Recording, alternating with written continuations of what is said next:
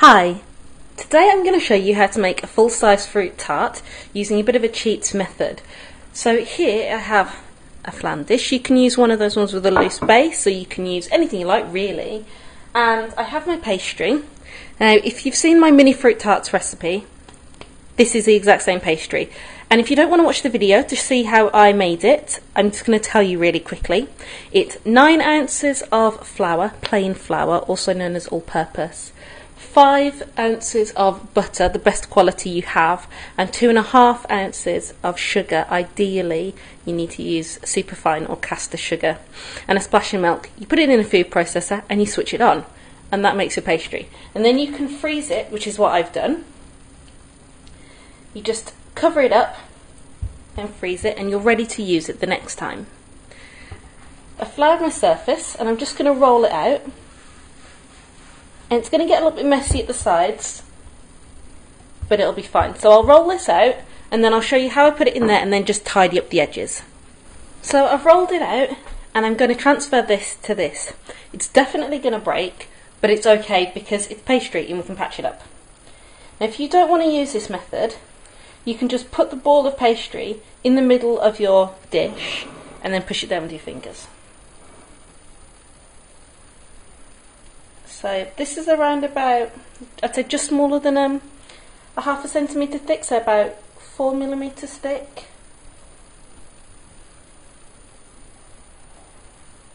I'm just sliding my fingers underneath it, because that's where the most of the weight is.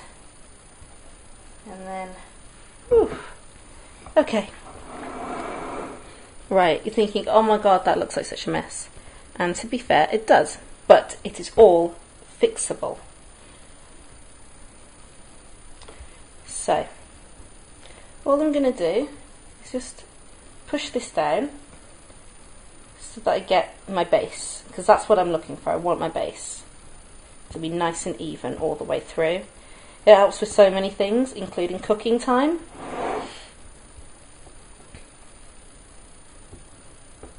Okay.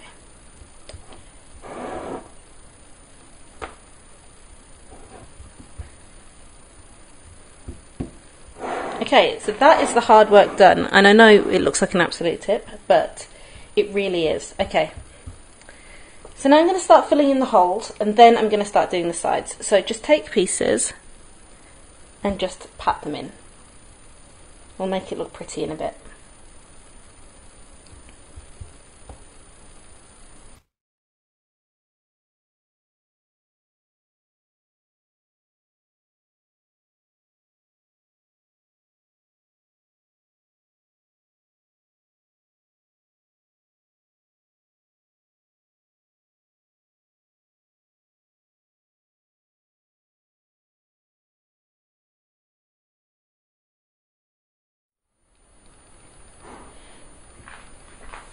Okay, so I've pretty much gone round and made sure that all of the edges are in and done. Now the next thing to do is to go around all the sides and push it into the fluted edges. So I'm going to do that now.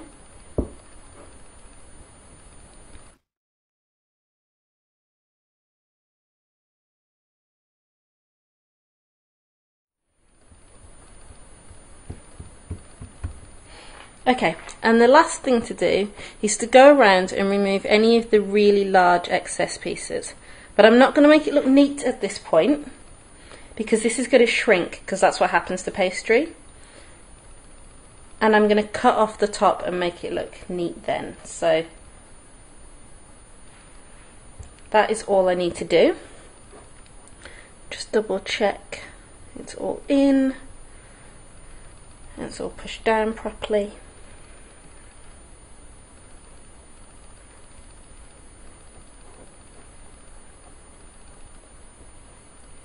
And there we go, that's done. That is now going to go into the fridge to make sure it's really, really cool, to prevent as much shrinkage as possible. That'll go in there for around about ½ an hour, and then I'll blind bake it.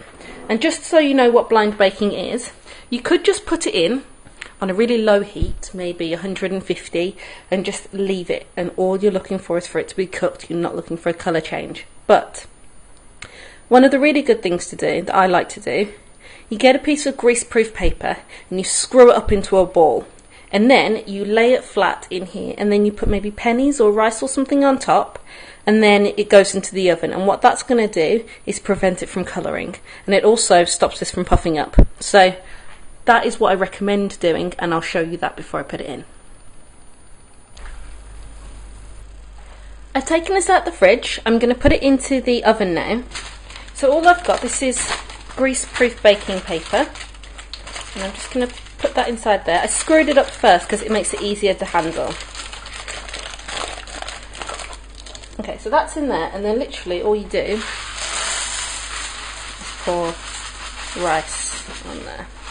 Or you can use baking beans or anything like that, but this rice is out of date, so I kind of keep it just so that I can use it for this. Now make sure you spread it evenly. So you want it to cook evenly. And go all the way up to the edges.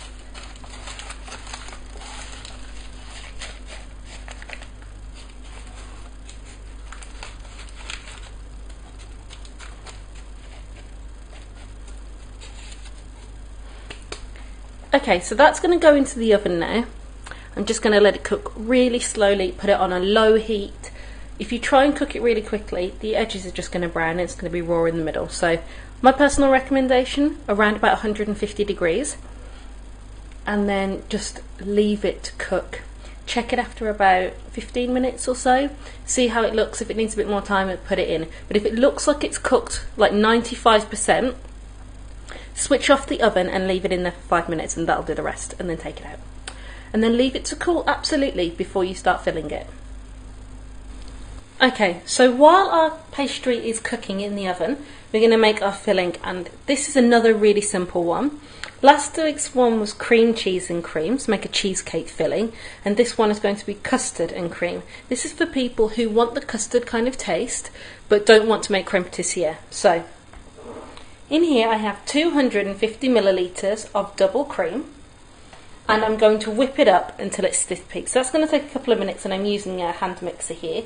So I'm going to whip that up until it's quite stiff, and then I'm going to add custard. And then if we need to, we'll add sugar, but it really depends on how much sugar you want in there and how sweet you want it. This is now whipped up to stiff peaks. You can tell because when I move it, it pretty much stays where I put it. And to that I'm going to add my custard.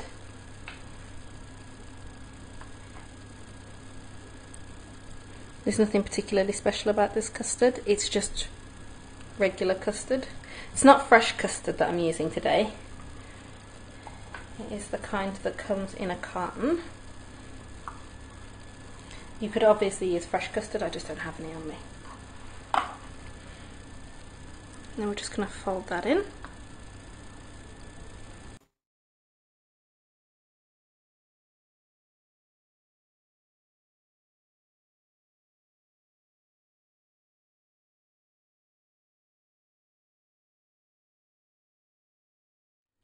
So now that that's mixed, you can make a decision on whether or not you want to add maybe some sweetener, some sugar, powdered sugar, whatever.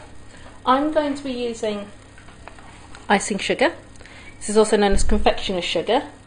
And I'm just going to add a couple of tablespoons, not a lot, but just something to sweeten it up a bit.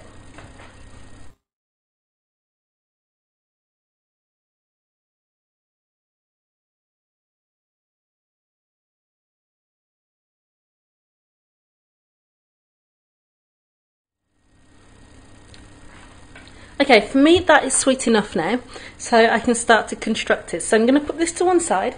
I've already prepared my fruit, so I'll go and bring over the pastry. The tart is completely cool, it's out the oven. I went round the edges with a knife just to take off the rough edges, and I'm just spreading out my filling in here.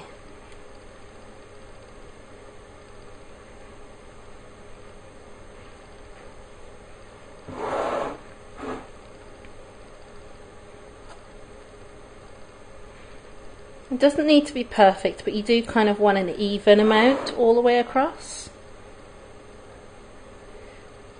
And the reason I'm using a palette knife is not only because it's really easy to get a smooth surface this way, but also if you keep your palette knife on the surface, you reduce the chance of getting any air bubbles in it. Okay, so there we go, there's the filling in. I've prepared my fruits. I've got blueberries, blackberries, strawberries and kiwis. I was going to use banana, and I might still do. It really just depends on how much space I have here. So I'm just going to start my design, and I won't bother talking you through it, but I'll show you it towards the end to show you how I did it.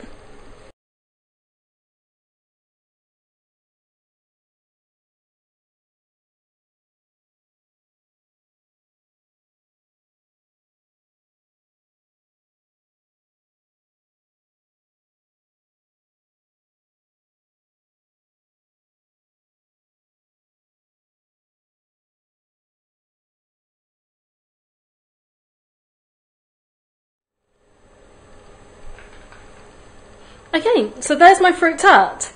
I hope you found it quite easy to follow. If you have any questions, please let me know, and I hope you like it. Thanks so much for watching.